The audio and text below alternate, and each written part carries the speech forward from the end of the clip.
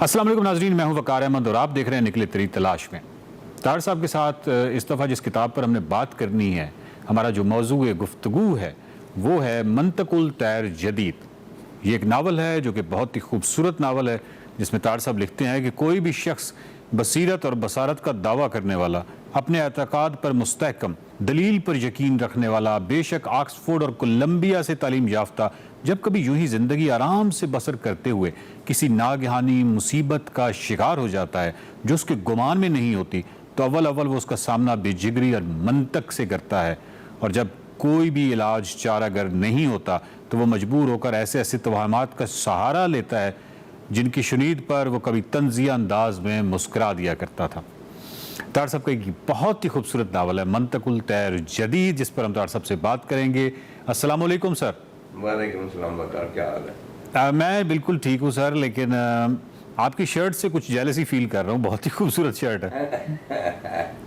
یہ ایکچولی میں کیوبا گیا تو میری بیٹی اینی نے کہا کہ بھائی آپ کو کہتے ہیں نا کہ مطلب جس طرح رومن کرتے ہیں روم میں جاؤ تو ویسے ہی کرو، تو آپ کو کیوبن سٹائل کی شرٹس پہننی چاہیے، تو وہاں سے 2-3 شرٹیں انہوں نے خریدی، اور یہاں پہ میں نے 1-2 مرتبہ پہنی تو سب نے کہا کہ نیلسن منڈیلا اس قسم کی شرٹس پہنی، کیونکہ ہمارے یہاں وقار آپ نفسیاتی طور پہ ایک بہت بڑا ٹیبو ہے، وہ کافی حد تک ختم ہو چکا ہے لباس کے معاملے، بالکل، کہ جی یہ لباس پہننا چاہیے اور یہ نہیں، اور مشہور ہے کہ کھانا اپنی مرضی سے اور پتہ نہیں پہننا دوسروں، کیوں بھائی پہننا کیوں دوسروں؟ صحیح بات، وہی تو چیز ہے جو آپ کی پرسنالٹی کو ڈپکٹ کرتی ہے۔ جی چنانچہ میں اگر مجھے یہ پتہ اس قسم کی اور بھی شرٹس ہیں میں ان کو پسند کرتا ہوں، اور مجھے جو بھی واحد رنگ کی بھی کوئی چیز اگر مجھے اچھی لگتی ہے تو میں پہنتا ہوں، میں اس کو،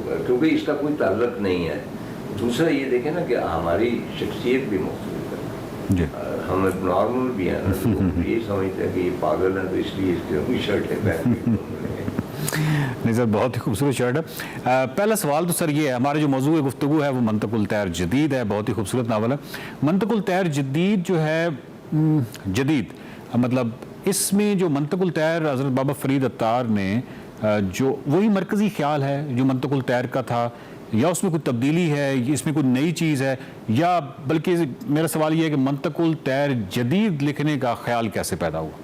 ایکچولی جس طرح بار بار میں نے عرض کیا کہ وہ 3 عوامل جو ہیں میری تحریروں میں، پانی، پرندے اور موت، تو پرندے دراصل عطار کے ہیں زیادہ تر، اگرچہ وہ میرے تخیل میں بہت پہلے آئے، جی، اور جب میں نے منطق الطیر پڑھی، کانفرنس آف دا برڈز، تو پھر وہ پرندے عطار کے وجود میں آئے جو میری تحریروں میں جا بجا آپ کو دیکھتے ہیں کہ ان کی ایک خاص اسپریچول ریفرنس کے ساتھ وہ نمودار ہوتے ہیں۔ ٹھیک ہے۔ تو حضرت فرید الدین عطار ظاہر ہے کہ بھائی دنیا کے بڑے مسٹک جو فلاسفر ہیں ان میں ان کا شمار ہوتا ہے، جی، اور ان کی بڑائی جو ہے وہ آپ یہ سمجھ لیں کہ بھئی وہ مولانا روم کے بھی مطلب ہے کہ مولانا روم بھی ان کے شہدائی تھے، چنانچہ مولانا روم نے کہا کہ عطار جو ہے وہ عشق کے 7 شہروں کی سیاحت کے بعد لوٹ آیا، اور ابھی میں عشق کے پہلے شہر میں ہوں، مولانا روم نے کہا۔ تو عطار کا جو مرتبہ ہے وہ میں تو اس لائق نہیں کہ میں تفصیل سے بیان کر سکوں، ہم تو کریٹیو لوگ ہیں، ہم ایک خاص سینسیبلٹی جو ہے اس سے متاثر ہوتے ہیں اور اس کے ساتھ لگاؤ رکھتے ہیں، ٹیکنیکلٹیز میں ہم نہیں جاتے۔ نیشا پور میں آپ جانتے ہیں پیدا ہوئے، اور عطار تھے، عطر فروش تھے، یوں سمجھ لیجئے کہ ایک فیشن ہاؤس تھا ان کا بہت بڑا، عطر کا کاروبار ان دنوں بھی بہت بڑا ہوا کرتا تھا۔ تو وہ کہتے ہیں کہ بھئی ایک فقیر آیا اور اس نے سوال کیا تو عطار نے اسے جھڑک دیا، نارمل بزنس مین تھے، تو 2-3 مرتبہ جب فقیر نے سوال کیا اور انہوں نے جھڑک دیا تو فائنلی فقیر نے کہا کہ اے عطار، تم اس طرح کا سلوک مجھ سے کر رہے ہو، تم مرو گے کس طرح؟ تو فقیر نے وہیں زمین پہ لیٹا وہ اوپر چادر اوڑھی اور مر گیا. اس چیز نے اس کے اوپر اتنا اثر کیا کہ پھر یہ دنیا ہے کیا, اور یہ شخص کون ہے, اور یہ باقی دنیا کی جو مادی آسائشیں ہیں ان کا کیا معیار ہے یا کیا ان کی اہمیت ہے جی. کہ ایک شخص ایسا ہے کہ اس کو اپنے اوپر اتنا اختیار ہے کہ وہ لیٹتا ہے اور مر جاتا ہے. چنانچہ اس وقوع کے بعد کہا جاتا ہے کہ وہ تصوف کی طرف مائل ہو گئے اور انہوں نے اپنا کاروبار چھوڑ دیا.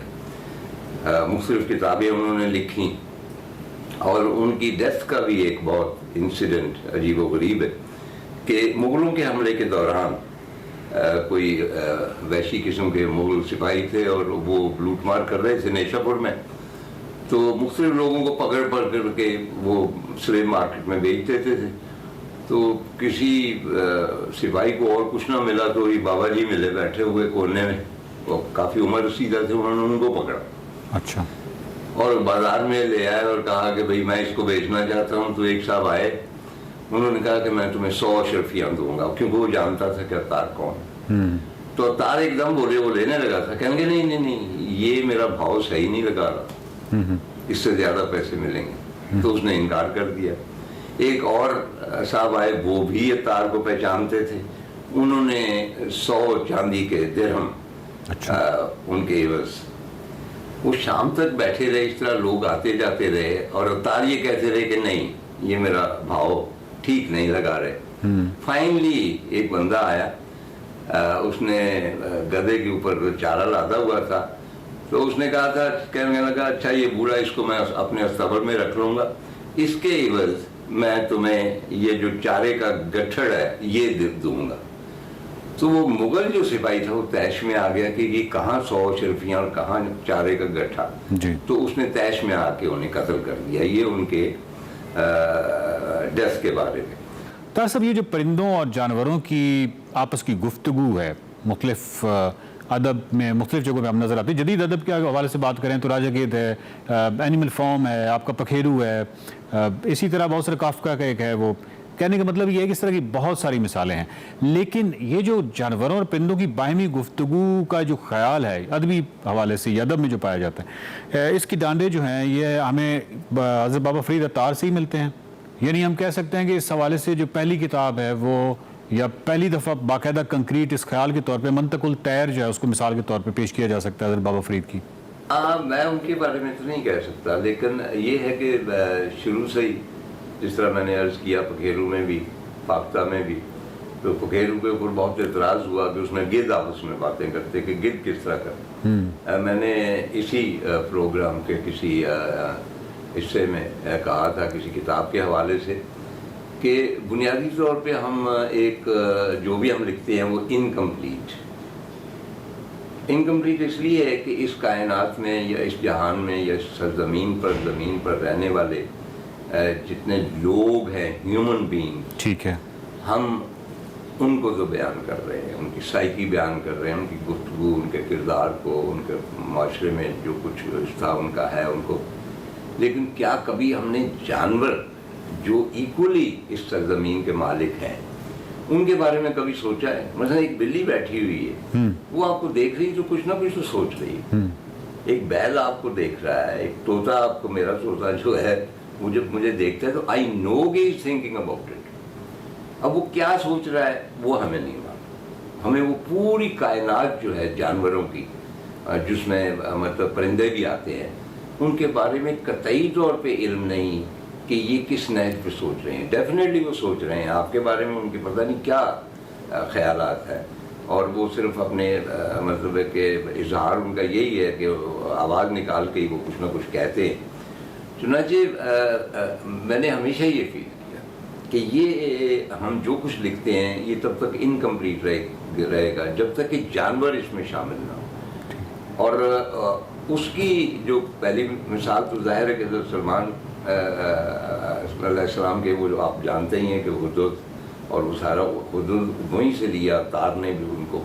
اور قرآن پاک میں اور بھی پرندوں کا تذکرہ ہے, اور حضرت سلمان کے حوالے سے تو آپ جانتے ہیں کہ وہ ان کے قبضے میں اور پرندوں کی زبان سمجھتے تھے. ٹھیک, لیکن نا اگر قرآن پاک میں آیا ہے کہ اللہ تعالیٰ کے ایک پیغمبر جو تھے وہ پرندوں کی زبان سمجھتے تھے. دیٹ مین پرندوں کی ایک زبان ہے جو ہم نہیں سمجھتے. تو یہ کوشش ہے اس زبان کو سمجھنے کی. باقی جو مصنفین ہیں اینیمل فارم وغیرہ کا آپ نے حوالہ دیا, ان کے بارے میں کچھ نہیں کہہ سکتا, لیکن کم از کم اردو ادب میں جو پرندے باتیں کرتے ہیں یا پرندے آپس میں گفتگو کرتے ہیں, میرا خیال وہ افطار کی طرف سے. ناظرین, منطق الطیر جدید پر طاہر صاحب سے سوالات کا سلسلہ جاری ہے اور اس سوالات کے سلسلے کو ہم جاری رکھیں گے اگلی قسط میں.